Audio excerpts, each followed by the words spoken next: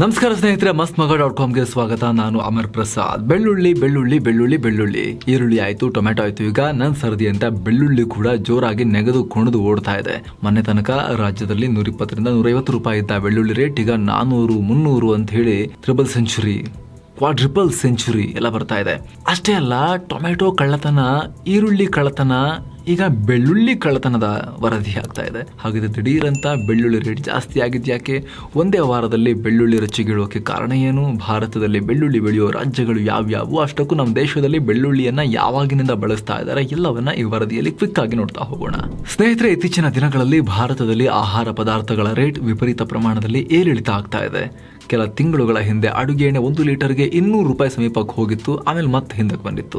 Tomato ಶುರುಚ್ಕೊಳ್ತದಾದ್ಮೇಲೆ ಬೀದಿಯಲ್ಲಿ ಗುಡ್ಡೆಯಾಗಿ ಬೀಳ್ತಾ ಇದ್ದ ಟೊಮೆಟೊ ನೋಡಿದ್ರೂ ಭಯ ಆಗುತ್ತೆ ಅನ್ನೋಷ್ಟರ ಮಟ್ಟಿಗೆ ರೇಟ್ ಜಾಸ್ತಿ ಮಾಡ್ಕೊಂಡ್ಬಿಟ್ಟಿತ್ತು. 100 ರೂಪಾಯಿ, 200 ರೂಪಾಯಿಗೆಲ್ಲ ಹೋಗಿತ್ತು. ಟೊಮೆಟೊ ಡೌನ್ ಆಯ್ತು ಅಂದ್ಕೊಳ್ಳುವಷ್ಟರಲ್ಲಿ ಒಂದು ರೀತಿ ರಿಲೇ ಕಡ್ಡಿ ಕೊಡ್ತಾರಲ್ಲ, ಬೇಟನ್ ಪಾಸ್ ಮಾಡ್ತಾರಲ್ಲ, ಆ ರೀತಿ ಈರುಳ್ಳಿ ನಾನು ಹಾರ್ತೀನಿ ಅಂತ ಹಾರೋಕ್ ಶುರು ಮಾಡಿತ್ತು ರೇಟ್.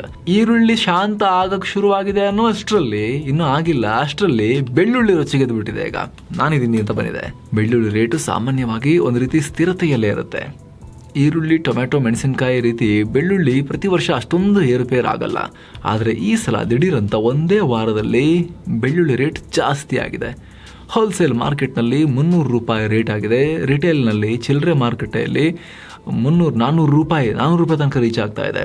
ಹಾಗಂತ ಬರೀ ಕರ್ನಾಟಕ ಮಾತ್ರ ಅಲ್ಲ, ಇಡೀ ದೇಶದಲ್ಲೇ ಬೆಳ್ಳಿ ರೀತಿ ಆಗ್ತಾ ಇದೆ.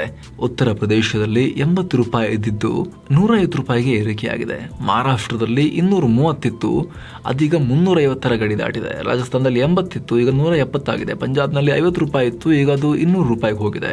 ಇಲ್ಲಿ ಬೆಳ್ಳುಳ್ಳಿಯನ್ನ ಜಾಸ್ತಿ ಬೆಳೆಯೋ ರಾಜ್ಯಗಳಲ್ಲಿ ಅಷ್ಟೊಂದು ಪ್ರಾಬ್ಲಮ್ ಆಗ್ತಾ ಇಲ್ಲ. ಅವ್ರದ್ದು ಪೂರೈಕೆಯಲ್ಲಿ ಮಾತ್ರ ಸ್ವಲ್ಪ ಹೆಚ್ಚು ಕಮ್ಮಿ ಆಗುತ್ತೆ. ಆದರೆ ಕರ್ನಾಟಕ, ತಮಿಳುನಾಡು, ಕೇರಳ, ಮಹಾರಾಷ್ಟ್ರ, ತೆಲಂಗಾಣ, ಆಂಧ್ರದಂಥ ರಾಜ್ಯಗಳು ಉತ್ತರದ ರಾಜ್ಯಗಳಿಂದ ಬೆಳ್ಳುಳ್ಳಿಯನ್ನ ತರಿಸ್ಕೊಳ್ತಾರೆ. ಹೀಗಾಗಿ ನಮ್ಮ ಕಡೆ ಬೆಳ್ಳುಳ್ಳಿ ಬೆಲೆಯಲ್ಲಿ ತೀವ್ರ ಹೆಚ್ಚಳ ಆಗಿದೆ. ಈಗ ಏನು ಕಾರಣ?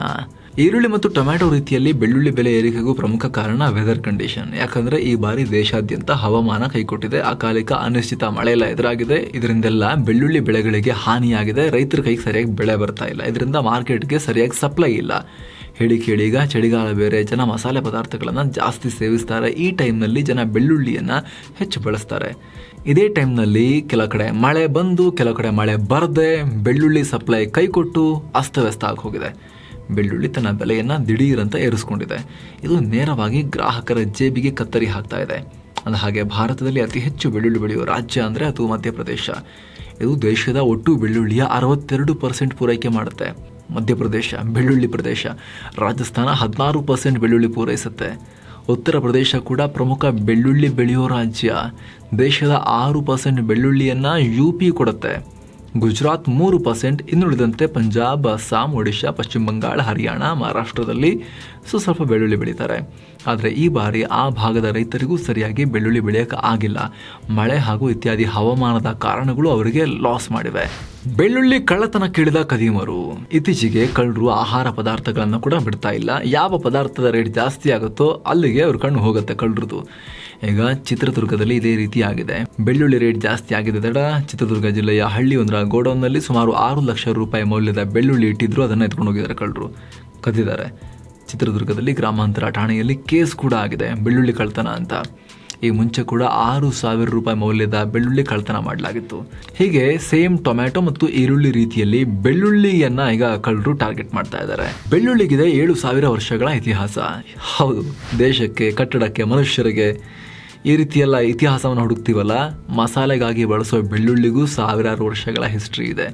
ಇದರ ಮೂಲ ಇವತ್ತಿನ ಮಧ್ಯ ಏಷ್ಯಾ ಅಂತ ಹೇಳ್ತಾರೆ.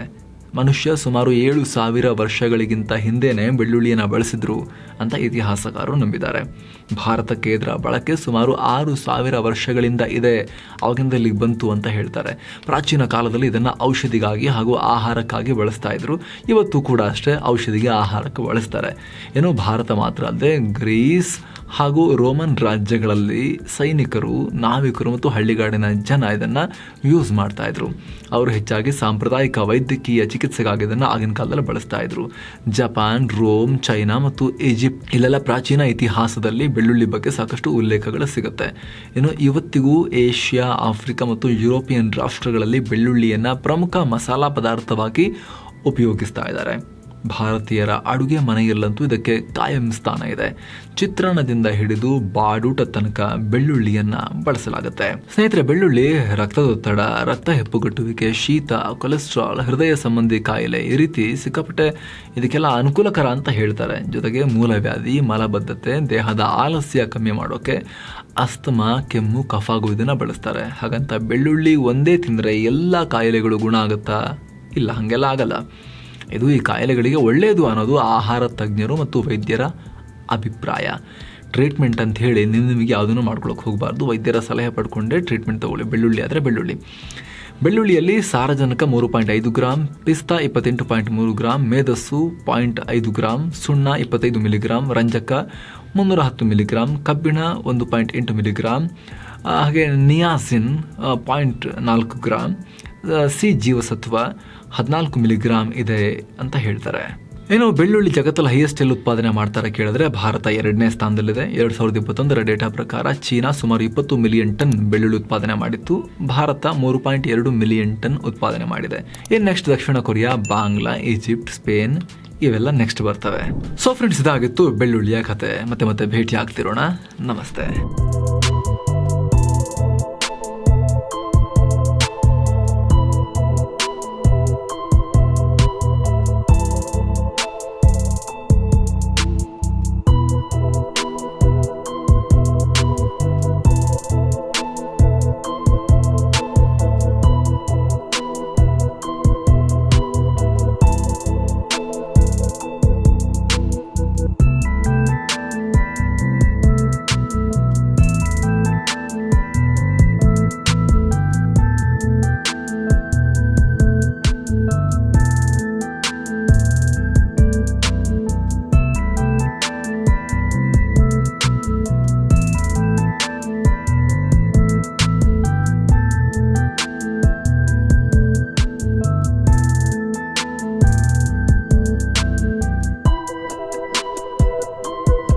ನೀವು ಪತ್ರಕರ್ತರಾಗೋ ಆಸೆ ಇದೆಯಾ? ಹಾಗಿದ್ರೆ ನಮ್ಮ ಆನ್ಲೈನ್ ಜರ್ನಲಿಸಂ ಕೋರ್ಸ್ ನಿಮಗೆ ಯೂಸ್ ಆಗ್ಬೋದು.